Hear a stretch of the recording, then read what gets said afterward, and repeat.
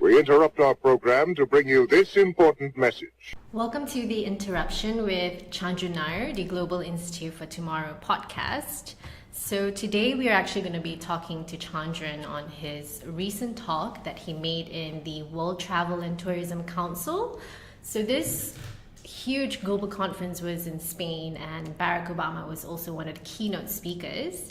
Patrick White of Sky.com wrote this viral article who quoted Chandran as one of the great disruptors. So Chandran, maybe we can start off with, what this speech that you made about, and why do you think there is so little honest discussion in this kind of conference? Okay, thank you. This is an experiment, so I'm also going to try and be at my best behavior. So the conference is the world's largest travel and tourism conference, and this year it was held in Seville. And as you mentioned, Barack Obama was one of the speakers, but so was the former president of Mexico, Felipe Calderón. And I was asked to speak about essentially what the future looks like.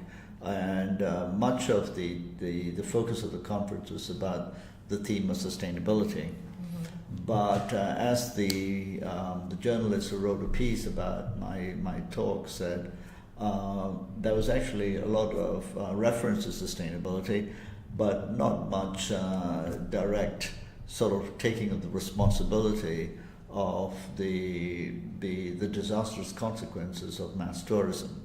So I think I was the first person to essentially not be critical, but essentially to say that if you're really honestly going to look at these things and you are also concerned about this, then here is a laundry list of things you should be doing, and I'm happy to list out what what I said in the conference. So, what are the laundry lists that you actually mentioned to the audience? So I said, I gave them 5-6 things that I thought could easily be done. The first was there's a lot of talk about wastage, and so I suggested that the WTTC, which is the World Travel and Trade Council, could essentially ask all its members to sign up over a period of time. And I said this without trying to just be cheeky, but I think it's a serious issue to essentially have a real hard look at the format of buffets. And I suggested that you actually get rid of buffets, and I said that I travel extensively, and when I go to a hotel and I wake up the next morning, the last thing I need at 8 a.m. is 500 different choices on what to eat. And give me a cup of tea, a boiled egg, some brown bread, I'm okay. Now that's the way to reduce waste. And frankly, the buffets have become so self-indulgent that they should be almost illegal in some places, though I didn't say that at the conference. The second thing I said was about the wastage of water. So in many parts of the world, water is now becoming a scarce resource. So I said, again, the WTTC could ask its members to sign up to an agreement that would essentially get rid of baths from hotels. We don't need baths. You can have like bathtubs. Basically. Bathtubs, yeah, better said, bathtubs. Get rid of bathtubs. And showers would be limited to 3 minutes. Now that seems a bit hardcore, but you can have a very good shower in 3 minutes. And the point is that if you want to have a shower for more than 3 minutes, then the Internet of Things, given that everyone was talking about the Internet of Things and technology, will charge you. For every extra minute, you would be charged for using the shower. So that was one thing on water. The other big sustainability issue in hotels is, of course, energy use. Here again, I suggested that using technology, the Internet of Things, etc., room temperatures would be set depending on season and geographical location at certain temperatures. So in the tropics, room temperatures should be about 24 degrees or 25. If you want it to be cooler and you've got used to 19 degrees C, go ahead, but we would charge you $100 or whatever for that luxury. So if you want to sleep at 19 degrees C in the tropics because you don't like it hot, go ahead, but we will charge you, and you might have a bill for $500 the next morning. But that's really bringing pricing into the use of energy, etc. So that's number 3. Number 4, I suggested that all hotels over a period of time sign up to essentially having 75% of all food consumed being locally produced. Therefore, you do not essentially create a carbon footprint, add a carbon footprint to the massive carbon footprint that essentially the travel and tourism industry already imposes. So if 75% was local, then you start changing things. I suggested that, you don't have a right to eat strawberries in Malaysia in a hotel. Get some local fruit and you'll be fine with that. Now that is important because it also starts to then nurture local industries that can produce other goods, foods, etc. The 5th thing I finally suggested was that you would essentially have 100% ban on plastics in rooms. This is possible. I mean, in fact, we had the CEO of a small boutique chain of hotels say that he had essentially removed all plastic from rooms. So plastic removal over a period of time could be a target that's set, and that would essentially be doable. Now these, I'm sure not everyone thinks they're reasonable suggestions, but I don't think anyone here would think they're unreasonable. They're clearly technically feasible and attainable. And yet, it was seen as a fairly bold and provocative thing to say. I think it's a reflection of the world we live in, that we are so used to things being a certain way and we refuse to change or make any sacrifices, yet we will continue to supposedly raise awareness. Okay, and how was the reception from the audience when you suggested all these? Well, I think, I think it was right at the end, it was the closing. I was in between, as the article said, I was between the guy from Uber who was talking about the future, which seemed to be sort of a science fiction movie, but it was a great imagery, and then the Hyperloop guys who were talking about another science fiction sort of approach to solving the world's problems. So I think it was a breath of fresh air as far as I could see. A lot of people came up to me and said, my God, finally someone spoke the truth, as is reflected in the journalist's comments. I think amongst, can I say the great and the good, amongst the people, the large hotel chains and the business leaders, there was clearly discomfort. But that's why you go to conferences, to hear someone say something that is essentially going to provoke you to think, but also, takes away the cover from much of the bluff that now constitutes content in conferences. Okay. And do you think with the suggestions that you gave, the travel and tourism industry can seriously address it? I think the travel and tourism industry is so big, and without attacking it as an industry, it's a scourge. Everyone can travel, and frankly, so much of it is without any regard to the consequences. So in fact, one of the other things I said is that there should be no-go zones in the world where luxury hotels, because they have these brands, go and build hotels and then call it ecotourism. The classic, going to some remote area which is fragile ecosystems. If it's a forest area, clear a pitch of land, clear some land, be environmentally conscious, which is not difficult if you're still clearing land there.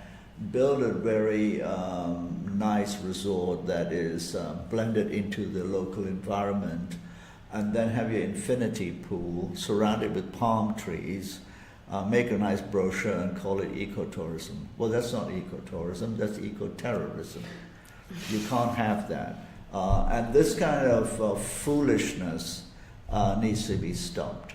So it's so large, from that sort of extreme right down to the others, where people feel a right to consume so much food, throw it away, there's all the trinkets and all that junk. I'm not sure as a whole the industry can, but I think the big players can certainly create very tough rules from now on. to do that. Even there, I think they would be reluctant if the response that I got is an indication of the degree to which there is a gap between statements about we care, nice videos about we want to save the planet, and the reality of business models that are still very much based on underpricing the externalities of luxury travel or even mass consumerism. So I think that'd be difficult.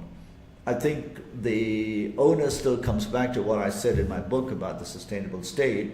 Only the state can intervene. And we've already beginning to see, I think, the start of governments intervening. So we know that in the Philippines, President Duterte intervened, closed off a couple of islands. The Thai government recently did the same. And I think governments will have to have no-go zones, start to price these things properly, and essentially, if I could put it, discipline mass tourism. There is no discipline at the moment, and it's a scourge. We all have a right to enjoy the world we live in, but we can't enjoy it at the expense of the natural environment and impinge on the rights of others to have some access to those natural wonders as well as beautiful places. Okay, thank you. Thank you. We have one question coming in from Chris Durkinren. So his question is, would this be done just by private operators? Maybe he was referring to one of the suggestions that you had on possibly on the plastic ban, I'm assuming, Mr. Chris? No, this would be, I mean, the suggestion is that the World Trade and Travel and Tourism Council is the largest tourism and travel organization in the world. Organizations exist so that they can bring about collaboration, they can create agreements, they set the tone and the bar. So my suggestion is that the WTTC would set a rule that to be members, and all members would from now on abide by these rules. For instance, 75% local foods by 5 years or 3 years. That we will, over a 5-year period, get rid of bathtubs. We will introduce the 3-minute shower. We will control ambient temperature so that we do not we do not excessively cool or overheat, and thereby get customers to really buy into, if you're honest, and you're committed to these things. So this would be had to be done through organizational change, and that's why these kinds of large global organizations exist, and they're very powerful, and they could make a change. Okay. Does anybody have any questions in the audience? Hi, Samuel.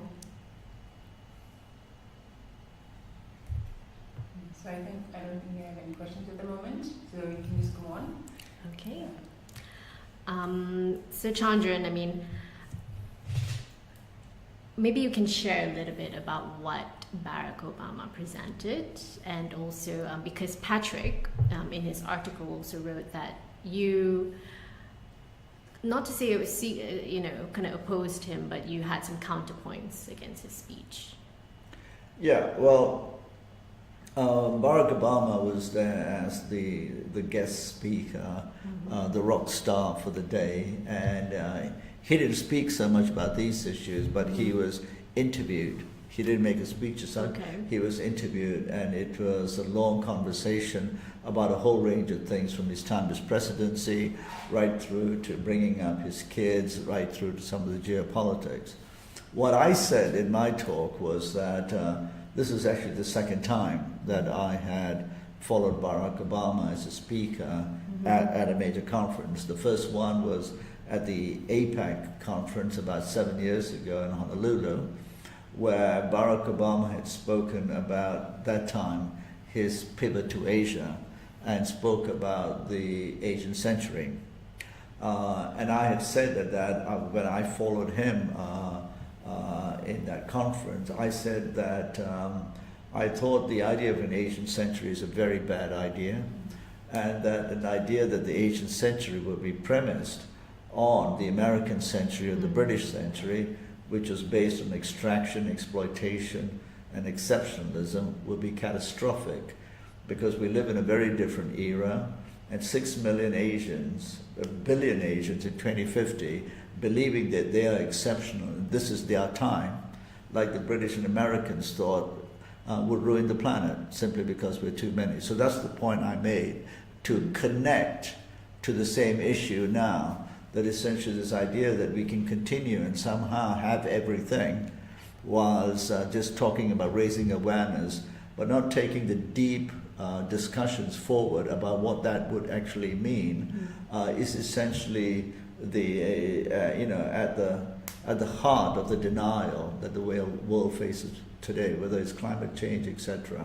There's an inability to accept that we need to sacrifice, things will have to dramatically change, and you can't just have platitudes anymore. Okay, we actually have one comment from Yulia. So simple and doable suggestions to reduce waste in the tourism and travel industries, but will charging extra for more consumption affect much change? People who can afford it will pay for it. Many policies turn out to be austerity measures for the poor. For example, Yellow Vest protest in Paris. What do you have to say about that, Chandran? It is a good point. We haven't yet changed the economic model, but you have to start first by pricing. When you start pricing things properly, quite often, and particularly if the suggestion that the rich pay for the privilege, well, let them start paying for the privilege, but that is a form of taxation on their ability for the privilege to essentially consume. But then there's a whole question of the redistribution of the tax to essentially address the issues of those who don't have access, etc. But this is a good point. It's a complex economic discussion we can't go into now. But you have to start by charging for the privilege of consumption.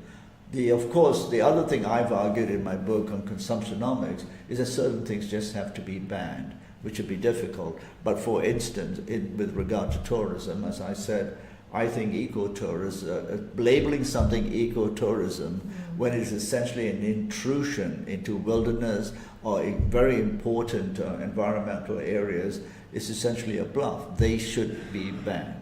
But then you can have tiered pricing as well, so that you redistribute, so that you don't have the issue where people with the rich pay for it, but the poor won't have access. But it's not so much an access in terms of financial ability to access. It's actually being deprived from the ability to have those resources available to those people, and that's we can talk about water, land, etc. But I think we have to wrap up. But it's a good question. Thank you. Thank you, Yulia. So thank you for joining our Facebook Live session. We will probably be having another session. If not, do tune into our podcast at Spotify and also Apple. Thank you. We return you now to your regularly scheduled program.